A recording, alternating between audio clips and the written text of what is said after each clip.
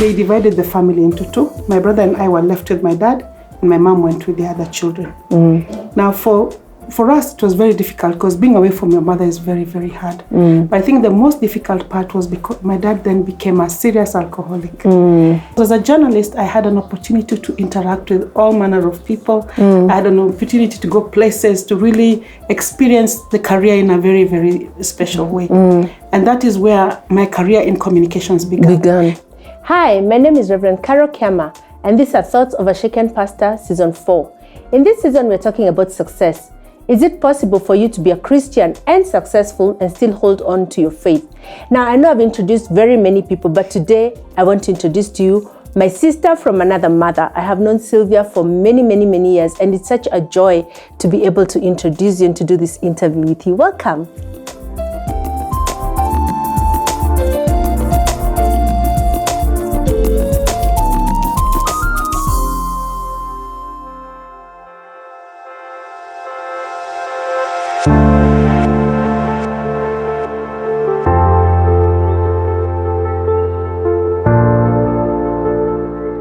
The thing that is very critical to note is that my father died when we were very, very young.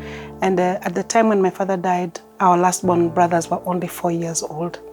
And a number of my siblings were still in high school or in primary. So my elder sister and I had the responsibility of raising these kids. And the Lord has been faithful because we were able to, together with my mother, raise the kids.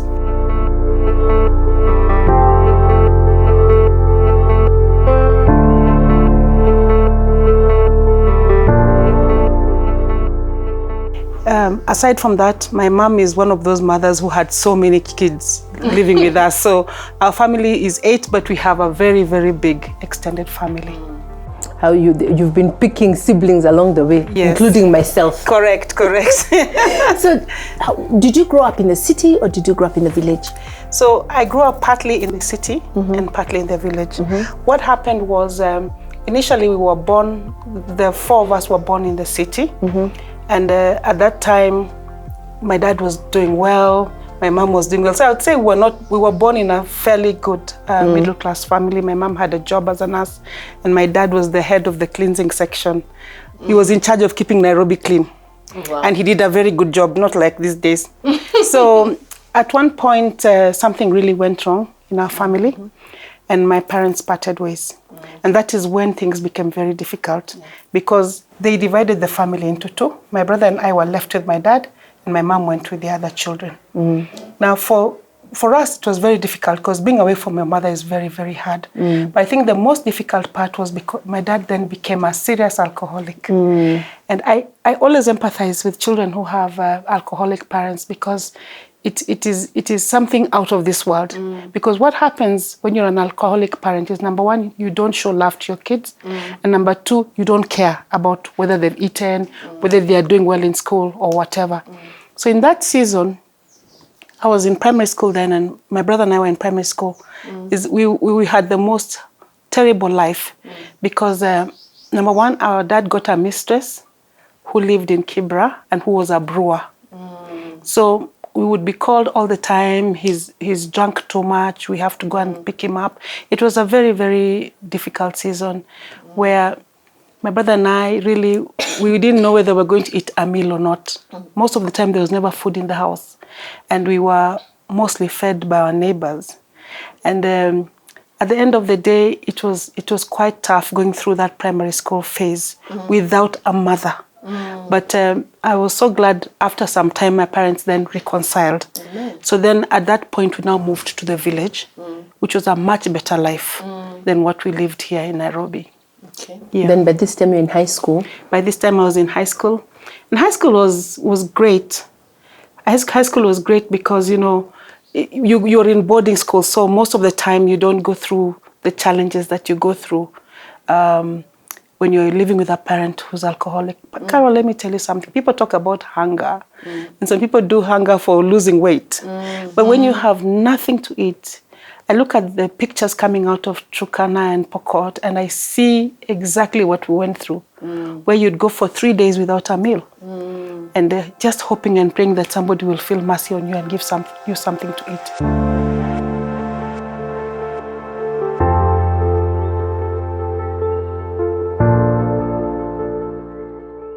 It was still very challenging. Our school days, it's the kind of school days where, you know, you're in and out of school for lack of school fees. But I'm always grateful, particularly to one teacher called Mrs. Ojara, who always made sure that somehow I was back in school. Somehow I was back in school, I'm able to do my exam. So just survived, you know, through that kind of way. And then when I finally made it after university, I went to my university and I studied education. And so you're a teacher? Yes, I'm actually a teacher by background. Oh, wow. So the very first salary, you know, when you become a teacher, your first salary comes after 3 months. So my plan was to bring my mom and my dad to the school I was teaching, which was Homa Bay High School, which is at the end of the earth, by the way, Pastor Carole, it's far away. So I had planned that when I get my first salary, I was going to bring my parents to come and visit me at the school. And then in the process of that, my father died.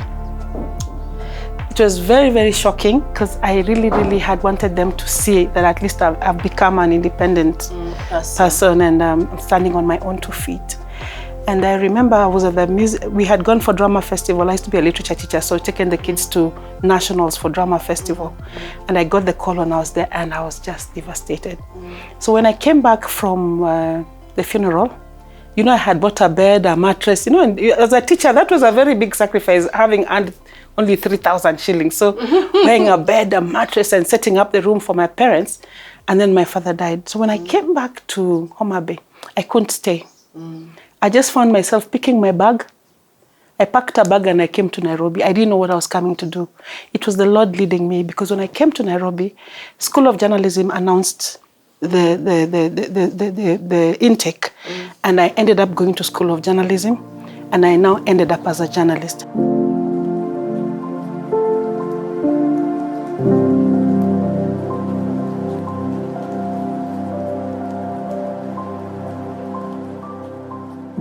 And that's how God opened doors for me. Because as a journalist, I had an opportunity to interact with all manner of people. I had an opportunity to go places, to really experience the career in a very, very special way.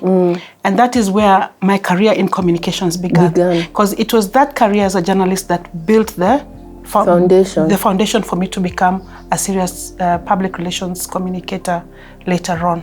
And in that season of being a journalist, the thing that I most loved was that God gave me an opportunity, number one, to be a very serious political reporter, which was very rare for women back in the day. I was one of This was like in the 90s, isn't it? Yes, it was in the 90s, and I was one of the first women to report Parliament. So even when I reported Parliament, there was even no washroom for women. It was always assumed that all reporters for Parliament will be male. And I remember when I went to my editor, who was Teginjawa, and asked him to allow me to go and report Parliament, he told me they're not very comfortable with women in that space. But I was thoroughly supported by my colleagues as I went through that whole process of being a parliamentary reporter, which then opened up doors for me to get into the advocacy world. Because my next job was then with the ActionAid, where I did communication and I also did advocacy. So God has always ordered my steps, because I remember even that job at ActionAid, I didn't look for the job. I was called and told that the CEO wants to have a conversation with me. And I was like in shock, because I never reported on NGOs. So when I went for the conversation, I was given the offer. And I immediately went back to my boss, because I loved being a journalist. I really loved being a journalist. I went back to my boss then, called Wangethi Mwangi, and told him I showed him the letter. And I told him, I don't know anything about NGOs.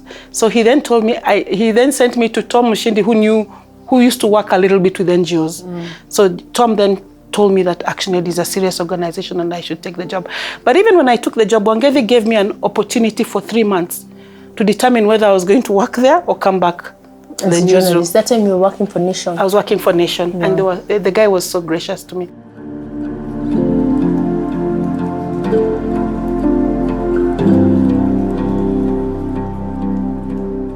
My boss then, they were all very gracious to me, because imagine somebody giving you time to go to test out the new job, and if you don't like it, you come back. I think it's also a testament of the kind of worker that you were. Yes, I Yeah, because I might really like you, but if you're not really, you're not bringing in your A game, I'm not going to give you an offer to come back. I'll just be praising God that He's opened a door for you to leave. Yes. But what were some of the highlights of being a journalist? Yeah, I think my biggest highlight, I would say, in being a journalist was getting an opportunity back in the day to advocate for the repeal of Section 2A. Now, for many younger people, they don't know what Section 2A, but Section 2A was the law that created democracy and allowed multipartyism. So I was a frontline reporter on that story. In fact, at one point, because the main mover of this story was the NCCK church, and at one time I was even asked to join the board. I was so involved. So my boss told me, you can't, you're a journalist, you can't, go into the advocacy space. But being able to advocate, and it was very dangerous work. We were threatened, we were oftentimes being, harassed by the police and all that for writing those stories. But I wrote many, many headline stories that pushed towards the Section 2A being repealed. So that was one of the first biggest highlights. But when that law was actually repealed, I actually cried because it was very, very risky work. Yeah, and it was back in the day. People were willing to pay the price. And let me just interject and say, one of the things that really blesses me about that is that the clergy was at the forefront. Yes. Because I think it's important for the church to remain as salt and light. It is important for the church to be kind of at that space where they can speak out against injustice and stuff like that, and be part of bringing in transformational change. Yes, indeed. In fact, back in the day, somebody like Mutaba Musimi, like Bishop Njoya, there were these guys were not joking. They risked everything. They risked everything, and some of them paid the ultimate price. Yeah. Some of them paid the ultimate price. So it was really an honor to be part of that movement, because you see, as journalists, we report from the back line, but there has to be somebody who's speaking out from the front. So Kenya would never have been where we are today if these guys did not take the risk and step out against a very, very difficult and rigid administration. In the end, President Moi bowed down to them. And it was so great to hear him say that now you can have multipartyism. And for me, that was one of the highlights of my career. The second highlight of my career, I would say, was writing stories that really made a difference. Writing, just being able to do stories that would actually achieve such an impact. So, for example, one example I would give is there's a time a member of the Asian community killed his wife. These bride suicides, the ones where they feel like maybe the dowry you paid was not enough. And I remember doing that story, and it was a headline story on a Sunday. The lady was killed on a Saturday. She was killed by her husband and her son in their house in Muthaiga. And I remember that is one story. You're doing the story and you're crying because you can't imagine that people can do this kind of horrible deed. And it started a whole conversation within the Asian community, a whole conversation on why this was a very, very bad thing. Apparently, it used to happen a lot. But because we were able to bring that story out and put it in the light, put it in the forefront, it actually changed the game for the Asian community. And I remember when I went to do that story, I remember then she was a minister, Charity Ngilu, coming there. Even her, she was crying. It was terrible. It was terrible to imagine that just because of money, somebody can do this kind of thing. So there are stories we have written over the years that have really had an impact on the next generation and the next generation. For me, those are the stories I'm most proud of. Stories about either corruption or stories about, things that are going wrong in society. And that's why journalists are very important. Because without journalists, you will never know that these injustices are happening. And I was always very, very pleased when the church was playing that role of ensuring that they're the voice of the voiceless. Of the voiceless. Yeah, because then the church and the journalists, they make a very good partner when it comes to bringing out such stories.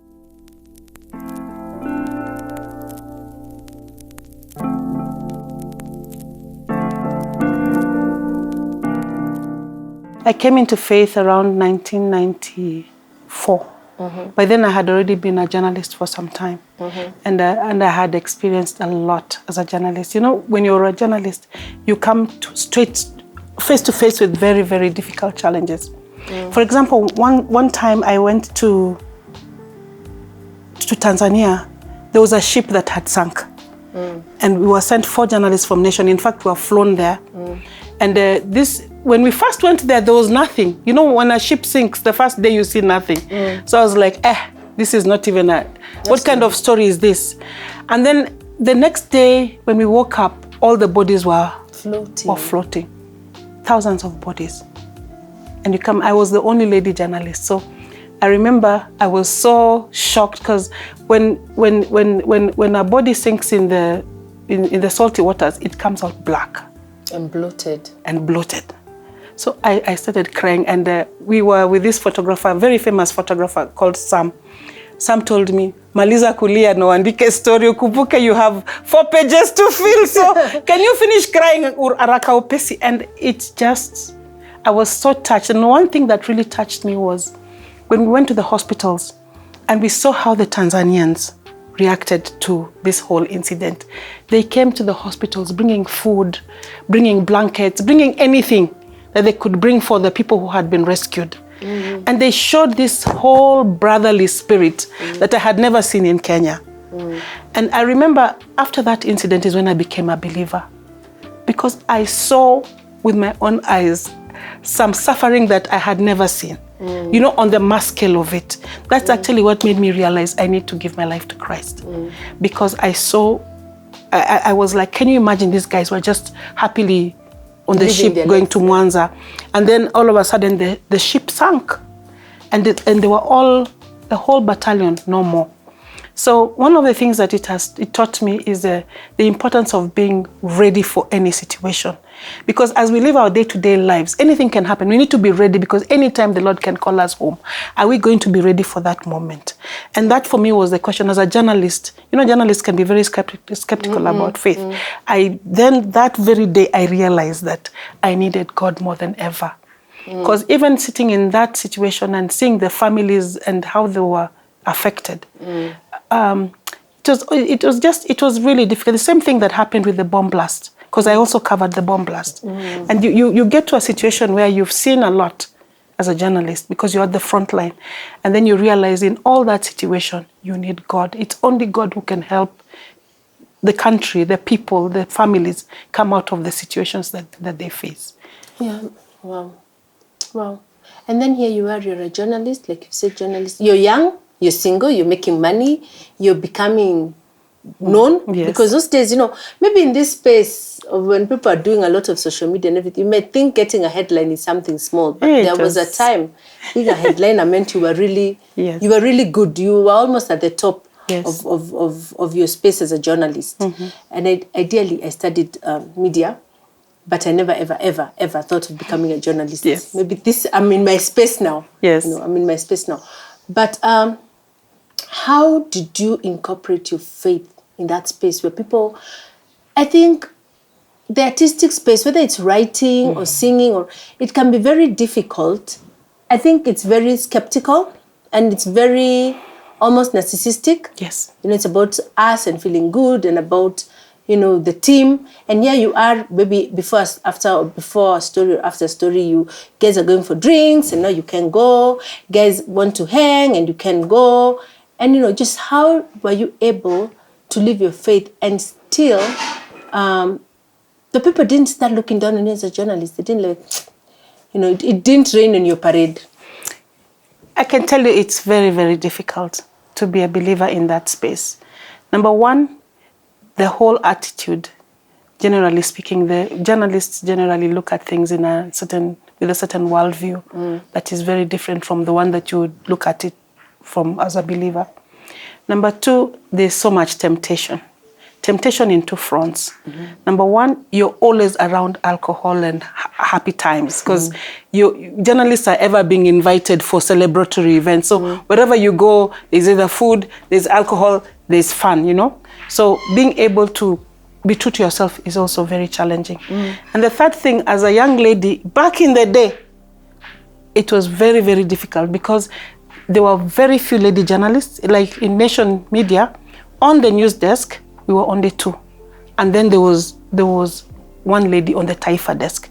So you can imagine the kind of temptation there is.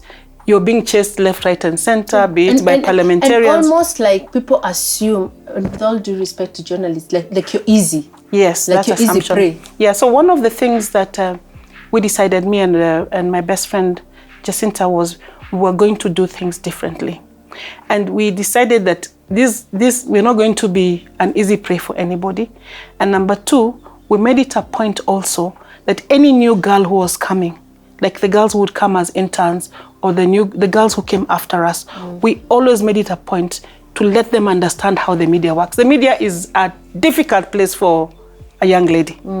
Very difficult place for a young lady. There's just too much temptation. And you're hit with fame and you're young. Yes, you're famous. Everybody knows you, and you're young. You're hitting the headlines. You're going places, in other words. You're traveling internationally because with the media, you travel a lot and everything. So just being able to keep your head around you really need to be grounded in the faith. And you really need to remind yourself that you're here as the Lord has put you there for a reason and a purpose. You're there. And that is why, for me, most of the stories I wrote were about a change situation, trying to follow something that is going to make a difference for the society, and being able to use that platform for the glory of honor of the Lord. Because at the end of the day, if I made it possible for a family in Kibera to get a meal when they had none, that was a difference you're making.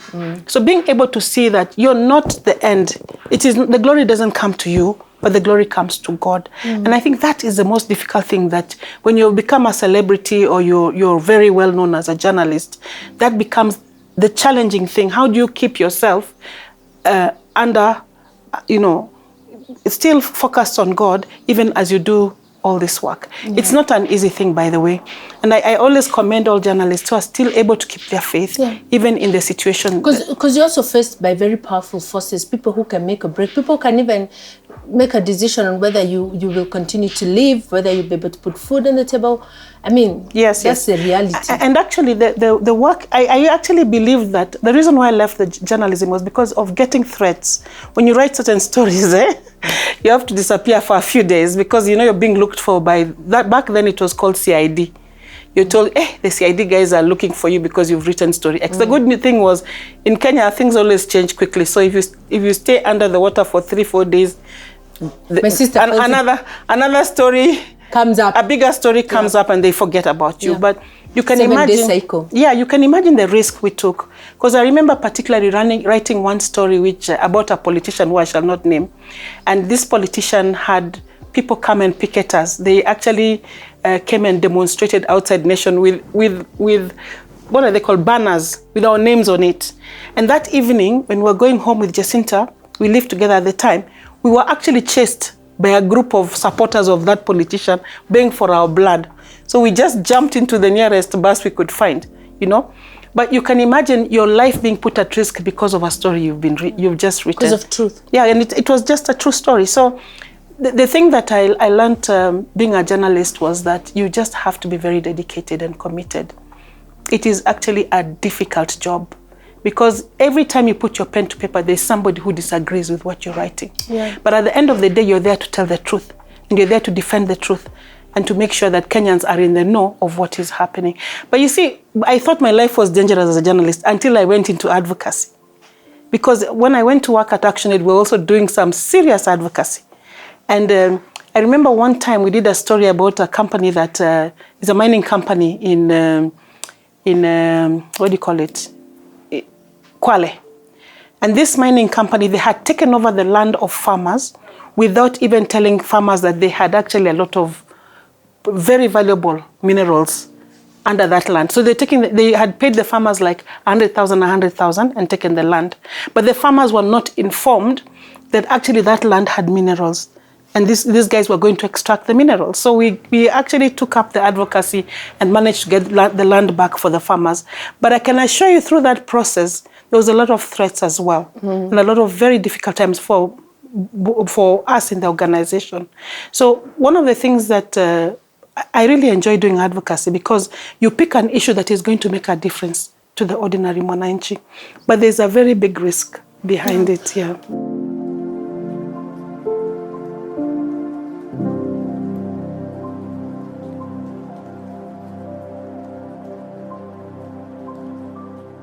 So what kept you grounded?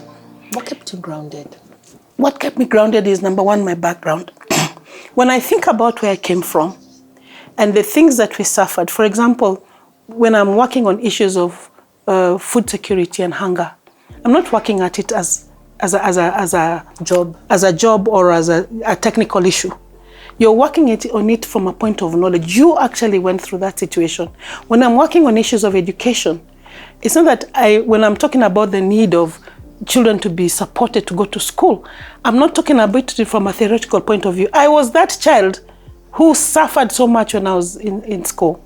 So having that kind of background where you suffered a lot in your early years as a child, it makes it's incumbent on you to be able to do something.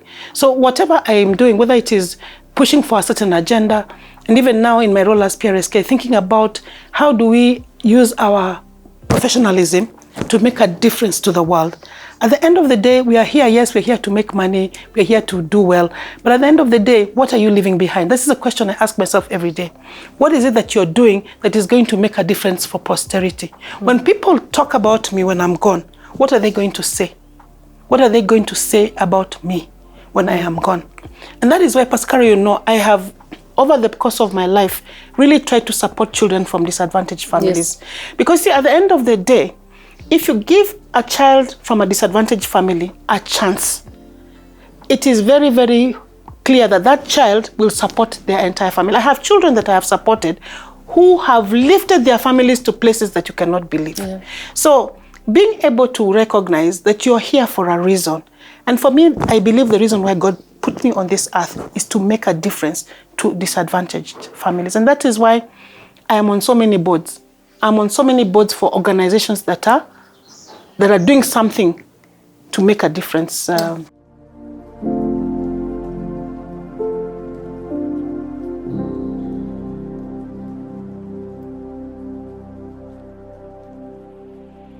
What has kept me grounded is also the fact that my mom is a very strong believer. And since we were kids, that just being brought up to know that you always, everything that you do, you have to look up to God. And that if it were not for God, we would not be here. Pastor Carole, if you know the story of how I grew up and the challenges that we went through, serious challenges, having a stepmother who's a brewer, and the stepmother constantly telling you that you're going to amount to nothing in life. Every single day she told us, you are going to become a prostitute. She told my brother, you're just going to die with alcoholism, So to be able to overcome that as children and be able to be here telling our story is quite incredible. I know that if it were not for God, I can say it without fear of contradiction, that if it were not for God, I wouldn't be here. And being able to see how God has lifted me up. Imagine me, a child who literally could not even eat 3 meals in a day. I can get to be in a situation where I'm sitting with Kofi Annan on the same table. I'm sitting with the head of state. I've met very many heads of state in the course of my career. Being able to be put in that position, you're sitting with ministers, you're sitting with heads of state, you're influencing policy at that senior level. I mean, you cannot attribute it to anything but to God. So I want to say that throughout my life, God has just picked me up from one glory to another glory. Picked me up from one glory to another glory. You find you're just sitting there and somebody calls you, we're looking for this kind of person, would you like to apply? The next thing, I'm out of there. But I want to say that this thing has also cost me.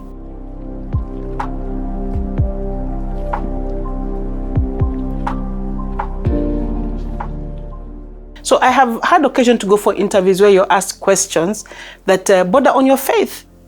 And you find yourself having to say that you're a Christian or a believer and you don't believe in certain things. And at the end of the day, you don't even get hired because of standing for your faith. So I think where the world is going, believers are going to have to stand up for their faith, and they're going to have to make sacrifices to be able to keep on the straight and narrow. It's so easy to get lost right now because everybody is getting politically correct.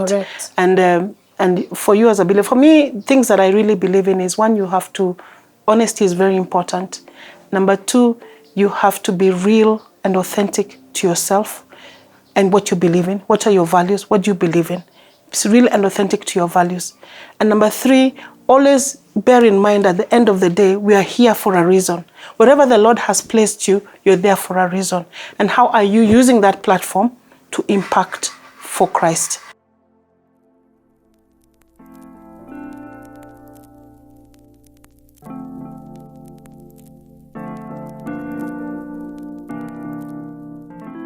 Yeah. But Pastor Carole, let me tell you, I've worked in several places. I've worked in government. I've worked in private sector. I've worked in NGO. I can tell you there are millions and millions of people out there who are doing the right thing. So you'll find even in government, one of the things that I always tell people about government is they're highly qualified, highly dedicated civil servants who are doing beyond and above even their pay. You look at what their output is and you look at what they earn and you're like, if this person was in private sector, they'd be taking serious cash. So I want to say that the people who are not faithful are just a handful. They're not the majority. And even in private sector, a lot of good people in private sector, a lot of committed believers, and even those who are not believers, there are people who are not believers, but they do the right thing. So there's a lot of good people, but there's just a handful of people, and that's why I really believe that change is possible, because there are just a handful of people who decide that they're going to take things in another direction. Yeah. And I think for me, I want to say that as you become more and more successful, that's now where it becomes even more challenging. Because as you get higher in your office, there's that push, and there's also the society who believe that if you're in a high, for you to have gotten there, you must have done something. Yeah. Or even there's also these expectations that people have of you when you're in a high position. For example, members of parliament. I actually feel very sorry for members of parliament, because there's this attitude that members of parliament are all corrupt. It's not true. They're very good members of parliament. But do you know how many people come to the member of parliament asking for this, that, and the other? So you find that the expectations from the society also push people to a certain direction. Can you imagine in the morning you wake up and your compound is full of people, one has no school fees, another one has what. So we also as a society are responsible for creating some of these monsters that we create. Yeah. Because if I have to, from morning till evening, I have people asking me, I need visa, I need healthcare, I need this.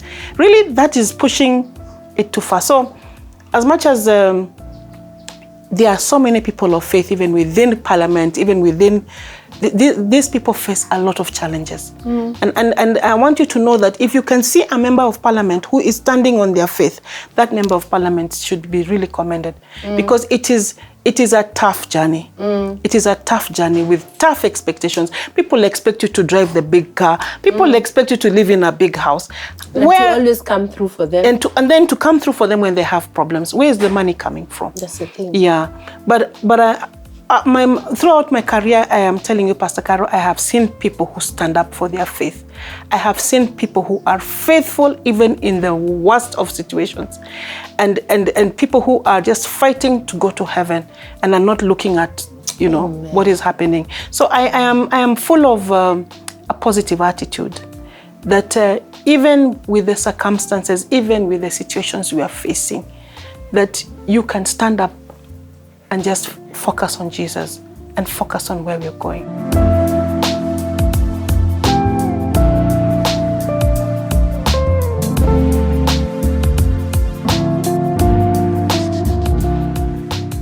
What would you want to leave behind for Kadeza? What would you want? I know if she watches this, or eventually she will come to watch this, what would you want to tell her? Because I was going to ask, and I always ask, what did you tell your younger self? But I'm thinking now you have an opportunity to tell a younger girl coming up. Yes. What would you say? What would you tell her? So aside from Kadeza, I have other kids who I would literally say I have raised. What I'd like these children the legacy I'd like to leave behind is, first of all, I really, really impress on them on the importance of faith, having the faith, being believers. Because at the end of the day, we can do everything. We can give them big houses, we can give them big cars. But if they don't actually carry faith with them, then we have done nothing. So for me, the most critical thing is I want to see these children become believers. And I always get very brokenhearted if any child who has passed through my hand loses their way. Because at the end, Pastor Carole, you know, all these things are vanity. What we really need to pass to the next generation is for them to also pick up and become and be believers. But the second thing that I always tell my daughter, and it's something I told her even if I'm gone, one thing I'd like to see is her being a person of humility, who respects other people, no matter where they come from. I always tell sometimes I get, like I used to have a house help who used to live in Kibera, and I used to bring her kids here. And I would tell my daughter, these children were just born like you. The Lord decided that you are here and they're there. So respect to other people, showing humility, being able to care for other people.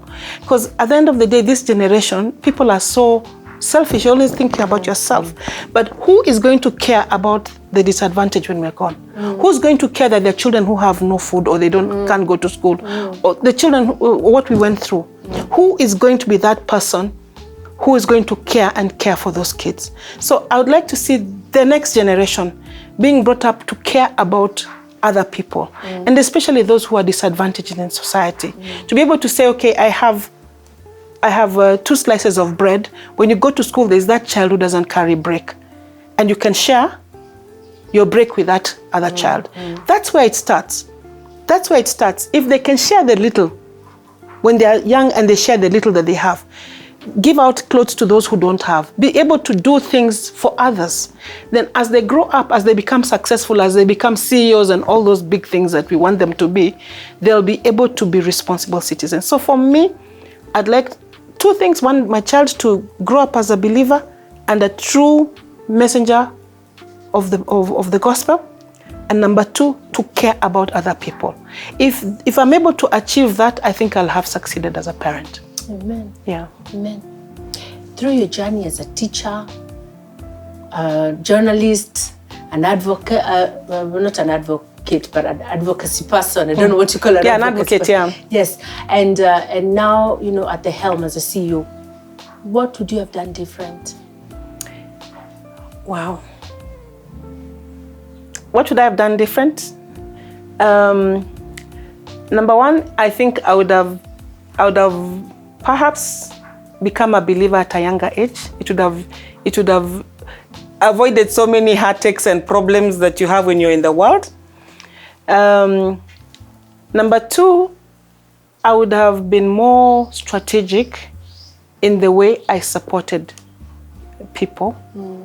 You see, right now, as I'm older now, I'm seeing perhaps what I could, for some of the children I supported, perhaps there's a different way I could have done it. And also just being able to see that maybe the causes I picked, I could have picked different causes and been able to support different things. I'm so big on supporting causes. So I keep on thinking that perhaps I could have put more energy, especially when I was I'm a Rotarian. So like when I was a young Rotarian, there are things maybe I could have given more time to, because that time I had all the time in the world. But I was only doing 1 or 2 small things. But there are things that I could have done. I look at some of the things people have been able to achieve in terms of making a difference in this world. And you sit there and you think, where was I, you know? So I keep on thinking that perhaps there are areas where I could have done more to make a bigger difference and to use my leverage and my opportunities more to make a big difference. I told you I've had occasion to really network with some of the mightiest people in the world, and being able to have seen that as an opportunity. You know how you don't see it then when you're sitting there. When you're sitting with Bill Gates, for instance. Yes, you don't see the opportunity, and I've had those opportunities. And then being able to see how can you do more, or how can you leverage more on every occasion. I think when I look back, now that I'm older, I see the opportunities. Some of them I wasted them just chit-chatting. For example, I was on a trip with Melinda Gates to Tanzania. We spent some time traveling with her. I mean, you have these people at your, you're talking to them. And generally I was so consumed about making sure everything went right. Like when you travel with Melinda Gates, her schedule is is really crazy. So you get so consumed on making sure everything is right that you don't get a chance to see the opportunity, to leverage on the opportunity. So those are some of the things that I think I would have done differently. Yeah.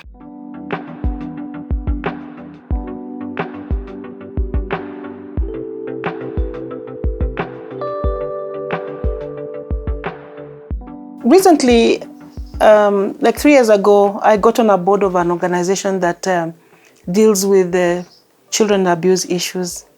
When I was called to join that board, I was just like, it's just another advocacy agenda. But this thing has really changed my life. To see how children around this country are mishandled, abused, harassed, raped. I mean, the situation is very serious. So this organization has been started by a group of teachers. They're called Beacon Teachers. Mm-hmm. And these teachers are all over the country, so they're able to report cases. They even go and prosecute the cases to ensure that children are getting their rights. Mm-hmm. So for me, I would like to see a country where no child goes through that. You can imagine children are being abused by their fathers, by their brothers, by, most of the their cases, their classmates, their teachers, and all that. So for me, if we can get to a point where we can reduce the cases are very serious. In one day, you're talking about 6,000 cases or so around the country. And for me, I think it's one of the most unnecessary things. Why would anybody go and abuse a child? So for me, I am working very hard with the rest of the board to make sure that as many teachers as possible are able to join this organization, because teachers are the people who know when a child has been abused, and that whoever has touched a child, justice must be found for that child. So for me, I would love it if when it's all done and it's all dusted and I'm going to be with the Lord, it shall be said that I really cared about children. And Pascal, I have a passion for young people. That I did a lot to be able to change the lives of young children and even to change the lives of teenagers. I have a passion for young people. And I believe that we have to make sure that the next generation is well equipped to take over from us. And we cannot ignore the challenges that are faced by young people. I always have a passion, especially for young people who grow up in very difficult circumstances, in broken families, in families where the parents are alcoholics. Some young people are going through very, very difficult times. Yeah. So for me, if I can make a difference in any way to any young person, and that's why I spend a lot of time in the universities, talking to the young people in the universities. And lately, what I've been talking about is having the confidence to believe that God can take you out of the situation. Yeah. Because a lot of young people have decided to find their own solutions. So they go for the sugar daddies, and now the boys are going for the sugar mummies. Or even sugar daddies. Yes. And so I keep on telling the young people that we were there. We also walked that journey where we had nothing. We were desperately only counting on God. As in, if you come to the house and there is no food, tomorrow you come to house, there is no food. And the only person you can count on is God to provide something for you to eat. And telling these young people, no matter the journey they are going through, if they trust and believe in God, He will make it happen for them. So for me, that is what I'd like my epitaph to read, that I was here and I made a difference in the lives of young people. I want to ensure that any suffering child can feel that they have somebody they can call. I get a lot of calls from young people. And some of them even call you on the verge of suicide. There's a lot of young people nowadays believe that if things become too tough, the easiest way out is to kill yourself. Yeah, so just being able to even that one person, sit with them and take them through and get them out of that situation. That's what makes my day more than anything. I know I have a job, a very important job, working as the CEO of Public Relations Society of Kenya, where we take care of communication professionals. But for me, on a personal level, it's being able to look at young people. And nothing gives me more joy than going to a university or a high school to be able to talk to these young people and make them see reason and be able to realize that at the end of the day, they were created for a purpose. They're created for a reason. They're not here by accident. That using them, God can really change lives. I always use the story of Joseph and how he ended up, as a very, very important man. And yet Joseph had been thrown away by his brothers. Yeah. So being able to get the young people to a place where they can really, really see God, know God, and make him known. That for me is something that I believe God placed me on this earth for.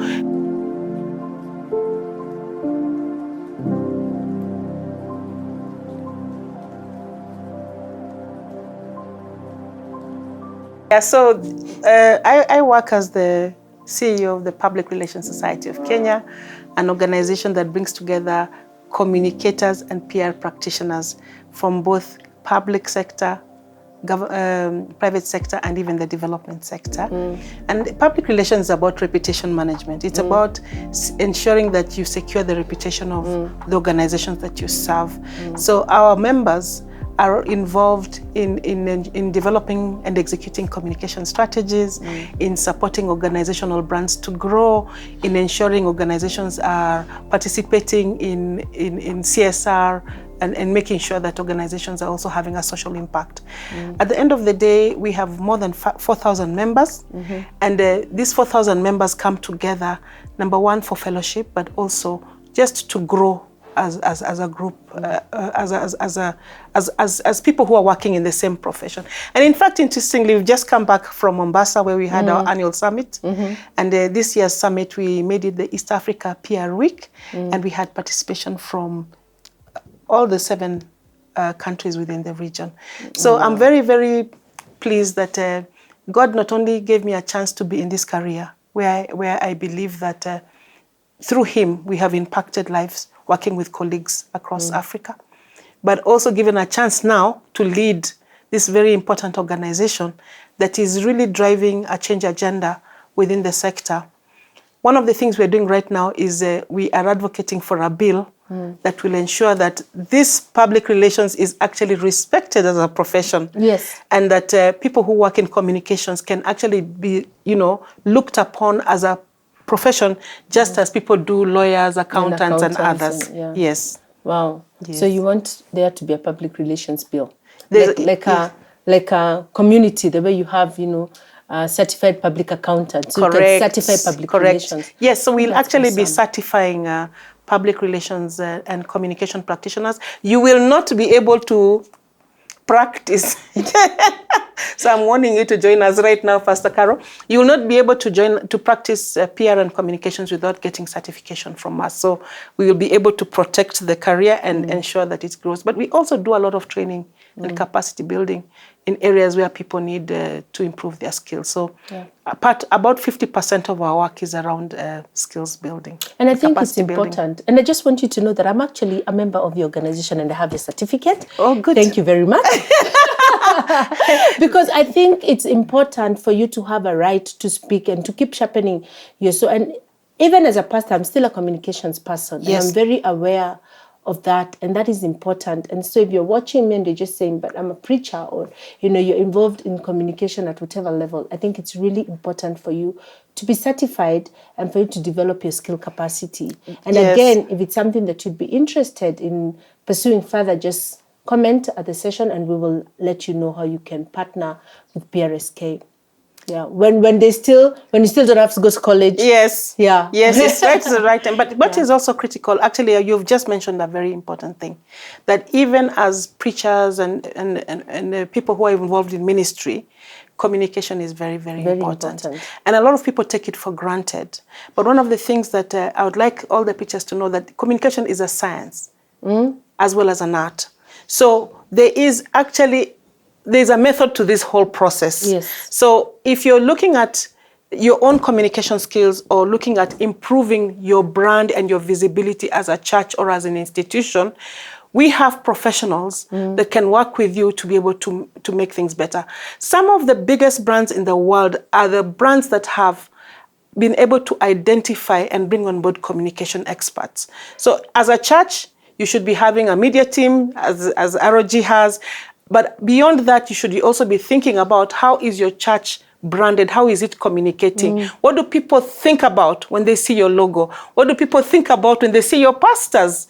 So the whole area of communications is extremely important. And I think it is time that Christian institutions and pastors began to take an interest in this issue and invest in building stronger brands, improving your own personal communication skills, investing in technology to be able to communicate in the right way, and most of all, being present in the digital media space. We're not talking about social media and the opportunities for communicating on social media. So if your church is not on social media at the moment, you are really missing out. Yeah, and I agree with you, because my first training was in communications. That was my first degree. And as a pastor, it's been invaluable. Correct. Because sometimes we assume that what you're saying is actually what people are hearing. Yes. And that is not always the case. But just having that at the back of my mind, that there are certain principles that guide the way we communicate, the way we hear, yes, the way how people perceive us, I think has been really, really, really important. Yes. In even the way I personally package, whether it's a sermon or even this, what we're doing here, I think it's really been invaluable. And so, yes, I think it's really important for every person who speaks to anybody, really, and that's all of us, to just, acquire those basic skills. So, Sylvia, we are coming to an end of our time together, and I must say it's really, really, I feel like we've just begun speaking. But what has been your guiding verse in this journey? If you could just summarize it for us, maybe in a verse and in a song, the thing that has given you encouragement towards this journey, what would that be? So my favorite verse, and this is the verse that I live by, because this career is very challenging. By the way, if you look at my career, starting from journalism, going into communications, doing advocacy, and now even as a CEO of a big organization, PRSK, it's been very challenging. The verse that carries me is Philippians 4:13. I can do anything through Christ who strengthens me. Yeah. Because even when I'm faced with the most difficult challenges, and there are many, I always look to Christ and just know that there is always a way out. Even when things look like they are so difficult, I always see there's a way out, because I know that Christ is on my side. Amen. In terms of the song that carries me, I remember I told you about my background and the challenges I had as a child and growing up in a family that had a lot of challenges. I want to say that the song that has carried me along is Imela. I am always thankful to God, because without him, if it were not for him, I wouldn't be who I am. If it were not for him, I wouldn't have had the experiences I have had. I'm widely traveled. I've been almost everywhere in the world. I have had experiences that you only read about in books. Things that even if I told you, you would think, wow, that's awesome. I've been to places, I've had opportunities to meet very, very high profile people. I've had opportunities to have access to a lot of knowledge and opportunities, working for organizations that are very, very, strong globally in terms of being brands. So when I look back at all this, and I look back at the child that I was with no uniform and everything that I suffered when I was a child, all I can say is thank you to my Lord. Because without him, I wouldn't be here. Without him, I would never have had the experiences that I've had. And even just being able now to be a mother and a wife, and also to be a leader of the Public Relations Society, it is still God who created these opportunities. So I'm so, so grateful to God for bringing me all this way. And I never, never take it for granted. I never, never take it for granted that I had these opportunities that have been brought my way. And that is why I'm always, always thankful. And that is why when I hear that song, Imela, it just touches my heart, because it speaks to my journey, and it speaks to where I came from. And it also speaks to where I'm going, because I know that God is not finished with me yet, that I still have a journey ahead. But I want to really thank Pastor Carole for this opportunity to speak about my life. It's very, very rare that I get to reflect, and it's always good to remember where you came from. Yeah, thank you so much. Thank you. You're welcome. And maybe you're watching us and you desire to be a voice for the voiceless, or you just want to be able to take a stand against social evils, or to just be, a voice of reason in these times of such moral decay. And you're wondering, how can I do this? Just remember what Sylvia has shared, that you can do all things through Christ who strengthens us. So thank you so much, Sylvia. Thank you for coming and being so, open with us. And thank you, Imela Papa. God bless you.